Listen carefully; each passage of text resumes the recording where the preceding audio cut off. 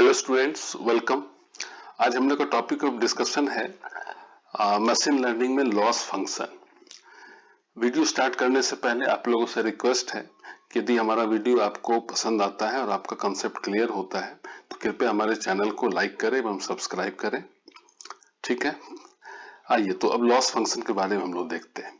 Student learning में हम लोग देख रहे थे कि जो हमारा एरर फंक्शन था वो था e is equal to summation e square, और उससे e इज इक्वल टू आ गया था y minus m x minus c whole square. जब हमारा लाइन ऑफ बेस्ट फिट आ जाता है तो उस समय एम एक्स प्लस सी जो है ये हो जाता है y कैरेट। तो यहां भी हम लोग इसको y कैरेट लिख देंगे। हम लोग ये प्री एज्यूम कर ले रहे हैं कि हमारा जो है लाइन ऑफ बेस्ट फिट आ गया। अब आप देखिए जो ये E है ये बेसिकली M और C के ही ऊपर डिपेंडेंट है। तो चूंकि इसके ऊपर डिपेंडेंट है इसलिए बेसिकली E हमारा जो है वो W और B का फंक्शन है। So e W b is equal to y minus Y caret whole square.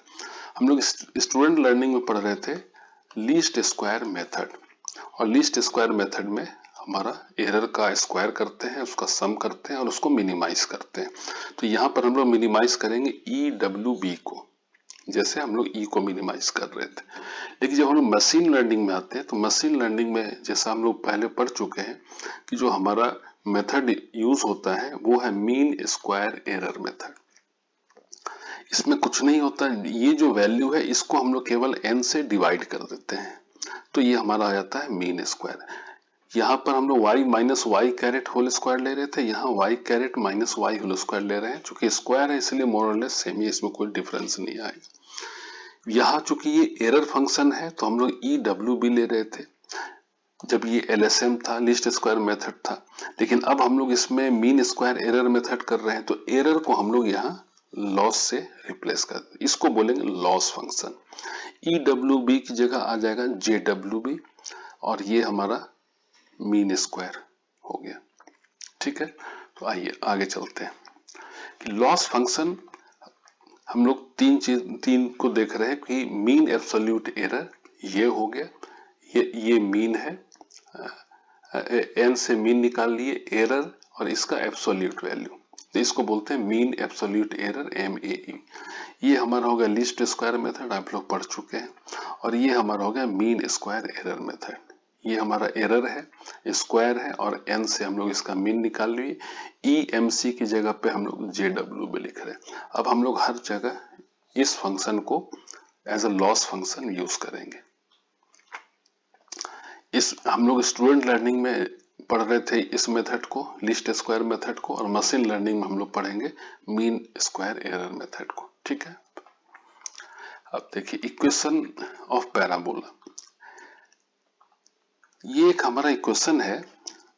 इससे जो ग्राफ हम लोग ड्रॉ करेंगे वो आएगा पैराबोला। इसको हम लोग केवल रीअरेंज करते हैं कि y minus K is equal to X minus H whole square, summation दोनों साइड लिए और इसको fy और यहाँ पर 1/c कर दिए, कांस्टेंट है, और ये हम x को fx लिख दिए। यहाँ पर हम लोग इसको cfy लिख रहे हैं तो c इधर आ गया। लिखने का मकसद केवल एक ही है कि एक फंक्शन से कोरिलेट करना। वो क्या फंक्शन है? वो ये फंक्शन है JW is equal to 1/n FWXI minus Y I whole square. ये बेसिकली क्या है? वाई आई कैरेट, जो अभी हम लोग पीछे पढ़ चुके हैं, उसको इस फॉर्मेट में लिख रहे हैं। ठीक है, तो यदि इस फंक्शन का हम लोग JW और W के बीच में ग्राफ ड्रॉ करेंगे, JW और W के बीच में यदि ग्राफ ड्रॉ करेंगे तो वो भी पैराबोला आएगा। तो ये हो गया हमारा 2 डायमेंशन में W एंड JW। और यदि हम लोग JWB और इसके रिस्पेक्ट में यदि हम लोग करेंगे W और B के रिस्पेक्ट में, तो ये हमारा 3 डायमेंशन का ग्राफ आएगा। ठीक है, आइए अब देखते हैं loss function mean square method क्या है। मान लीजिए कि ये हमारा फंक्शन है और बहुत सारा डेटा हम लोग को दिया हुआ है जो ये ग्राफ पे प्लॉट किया हुआ है। एक हम लोग यहाँ लिखते हैं लॉस फंक्शन को, और लॉस फंक्शन लिखने के बाद देखते हैं कि JW और W के बीच में ग्राफ कैसा आ रहा है।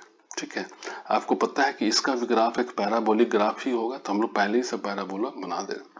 अब इस पॉइंट पर हम लोग को लाइन ऑफ बेस्ट फिट निकालना है। लाइन ऑफ बेस्ट फिट कौन सा होगा? जहां की एरर हमारा मिनिमम होगा। एरर क्या है? JW। इस ग्राफ में ये मिनिमम किस पॉइंट पे है? इस पॉइंट पे। ये हम लोग को पहले से पता है, लेकिन यहां पर हम लोग को मालूम नहीं है कि कौन सा लाइन ऑफ बेस्ट फिट है। तो आइए एक हम लोग रैंडम स्ट्रेट लाइन लेते हैं। ये इस स्ट्रेट लाइन का W हम लोग को मालूम है, तो मान लीजिए कि W यहाँ पे है, तो इस W से हम लोग JW निकाल सकते हैं। आपको पता है कि इसका जो स्लोप होगा उसका tan W का वैल्यू होगा, तो W आ गया तो हम लोग को JW का वैल्यू मिल जाएगा।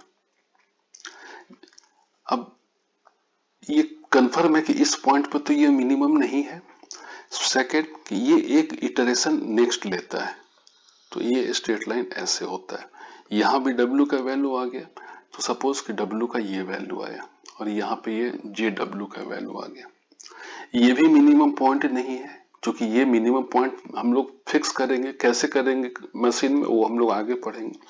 तो नेक्स्ट इटरेशन और एक होता है, इससे भी हमारा W और JW का वैल्यू निकल सकता है, तो ये निकल गया। उसके बाद फिर हमारा एक इटरेशन जब फाइनल जैसे ये होता है, हो सकता है 50 इटरेशन हो, 1000 हो, कुछ भी इटरेशन हो सकता है, तो हमारा उस W की जगह पे ये आ गया और यहाँ पर ये हमारा मिनिमम वैल्यू है। तो जैसे ये मिनिमम वैल्यू पे आता है तो ये इटरेशन स्टॉप हो जाता है और हम लोग को मिनिमम वैल्यू निकल जाता है कि W के इस पॉइंट पे हमारा JW मिनिमम है, इसलिए W और B का वैल्यू हमारा आ गया। ठीक है, तो नेक्स्ट वीडियो पे हम लोग देखेंगे कि मशीन लर्निंग में लॉस फंक्शन के बाद कॉस्ट फंक्शन क्या होता है, और उसके बाद देखेंगे कि उसका हम लोग एप्लीकेशन कैसे करते हैं, उसको अप्लाई कैसे करते हैं मशीन लर्निंग में। ठीक है, थैंक यू वेरी मच।